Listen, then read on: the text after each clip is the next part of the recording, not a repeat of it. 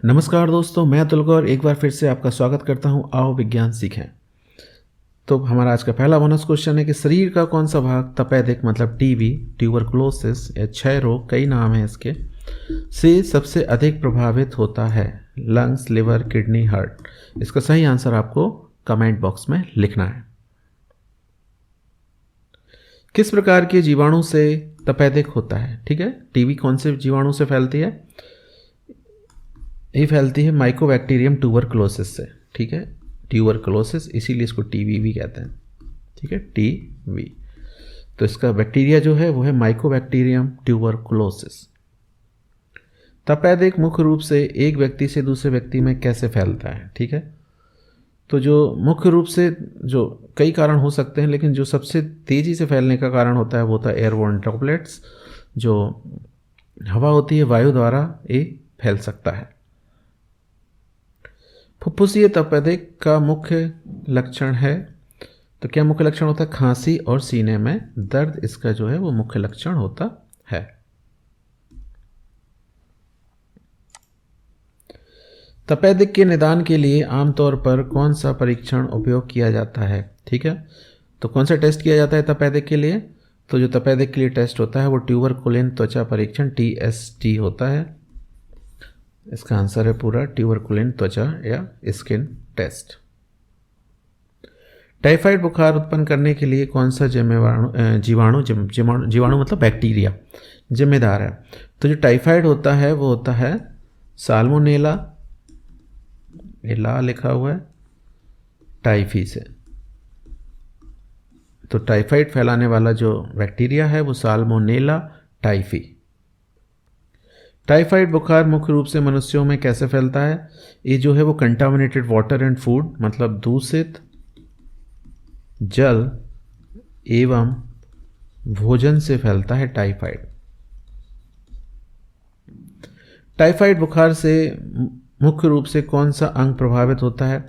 Typhoid में मुख्य रूप से हमारा जो शरीर है का आंत, जो आंतें होती हैं, इंटेस्टाइन्स होती हैं, वो सबसे ज़्यादा अफेक्ट होती हैं, उन पे सबसे ज़्यादा इसका बुरा प्रभाव पड़ता है।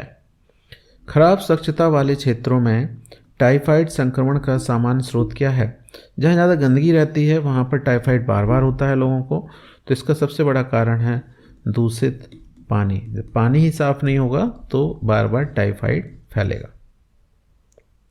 टाइफाइड बुखार के निदान के लिए आमतौर पर कौन सा परीक्षण किया जाता है? ठीक है, जैसे अभी हमने पढ़ा था कि टीबी के लिए TST करते थे, ऐसी टाइफाइड है या नहीं इसके लिए कौन सा मेडिकल में लैब में कौन सा टेस्ट होता है? तो उसके लिए जो है वो बिडाल किया जाता है, बिडाल परीक्षण या बिडाल टेस्ट। इससे पता चल जाता है कन्फर्म कि आप किसी रोगी को टाइफाइड है या नहीं है।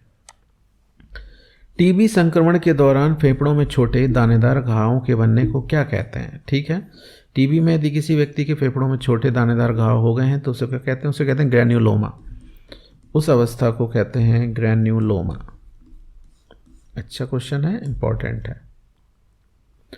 निम्नलिखित में से कौन तपेदिक और टाइफाइड बुखार दोनों का एक सामान्य लक्षण है? ठीक है, तो ऐसा कौन सा एक सामान्य लक्षण है जो तपेदिक में भी होता है और टाइफाइड में भी होता है? तो इसका सही आंसर है फीवर। BCG वैक्सीन के संबंध में निम्नलिखित में से कौन सा सत्य है? यह तपेदिक के प्रति आजीवन प्रतीक्षा प्रदान करता है, यह टाइफाइड बुखार को रोकने में कारगर है, यह मौखिक रूप से दिया जाता है, यह तपेदिक के लिए एक जीवित क्षीणित टीका है। यही सही है, इसमें जो टीका बनाया जाता है वो जीवित होता है, लाइव क्षीणित टीका होता है। Option number 4। निम्नलिखित में से कौन तपेदिक और टाइफाइड बुखार दोनों के इलाज के लिए एक प्रभावी एंटीबायोटिक है? तो इसका सही आंसर है टाइफाइड और तपेदिक दोनों में ही अच्छी तरह से काम करती है एंटीबायोटिक सिप्रोफ्लॉक्सासिन होती है। ये ऑप्शन नंबर 2 इसका सही है। खराब स्वच्छता वाले क्षेत्रों में किस जनसंख्या समूह को टाइफाइड बुखार होने का सबसे ज़्यादा जोखिम होता है? ठीक है, तो सबसे ज़्यादा जोखिम होता है ट्रैवलर्स टू एंडेमिक रीजन। जिस जगह ये बीमारी फैली हुई है उस जगह जो घूमने जाते हैं, जो यात्री होते हैं, उनको ये होने के चांस बहुत ज़्यादा होते हैं, उनको सबसे ज़्यादा जोखिम होता है क्योंकि उनकी बॉडी इसके लिए तैयार नहीं होती है। प्रतिरक्षा व प्रतिक्रिया को उत्तेजित करने के लिए जानबूझकर कमजोर या मारे गए रोगजनकों को शरीर में डालने की प्रक्रिया को क्या कहा जाता है।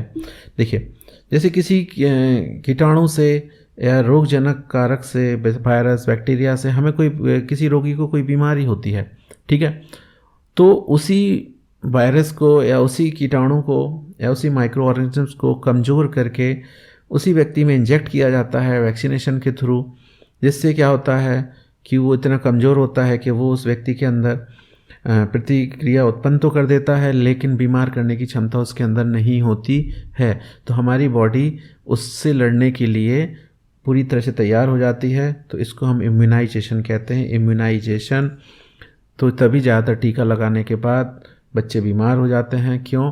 क्योंकि जो उसके अंदर जो रोगजनक हमने डाला है वो क्या करता है, उसको बीमार करता है और पूरा शरीर उससे लड़ने के लिए हमारे अंदर प्रतिरक्षा उत्पन्न करता है, लेकिन वो कीटाणु इतना कमज़ोर होता है कि वो उसको पूरी तरीके से वो बीमारी पैदा नहीं कर सकता है और भविष्य के लिए फिर उस बच्चे को वो बीमारी होने से वो बच सकता है, क्योंकि ऑलरेडी उसके पास उस बीमारी से लड़ने के लिए प्रतिरक्षा उत्पन्न हो चुकी है। इसलिए वैक्सीनेशन बहुत ज़रूरी होता है। सभी बच्चों को वैक्सीनेशन कराना चाहिए। सरकार मिशन इंद्रधनुष के तहत सभी बच्चों को 7 प्रकार के वैक्सीनेशन कराती है। ज़रूर सरकारी अस्पतालों में जाके सभी बच्चों को कराना चाहिए। शरीर का कौन सा भाग तपेदिक से अधिक प्रभावित होता है? ठीक है, टीबी से सबसे ज़्यादा प्रभावित होने वाला भाग, ये बोनस क्वेश्चन था। तो जो सबसे ज़्यादा प्रभावित होते हैं सबको पता होगा, फेफड़े। हमारे रोगी के जो फेफड़े होते हैं वो सबसे ज़्यादा प्रभावित होते हैं। तो तपेदिक या टीबी जो है वो लंग्स को सबसे ज़्यादा अफेक्ट करता है। यदि आपको हमारे वीडियो पसंद है तो प्लीज़ हमारे इस चैनल पर जाकर टेलीग्राम पर हमें ज़रूर ज्वाइन कर लें। Thank you.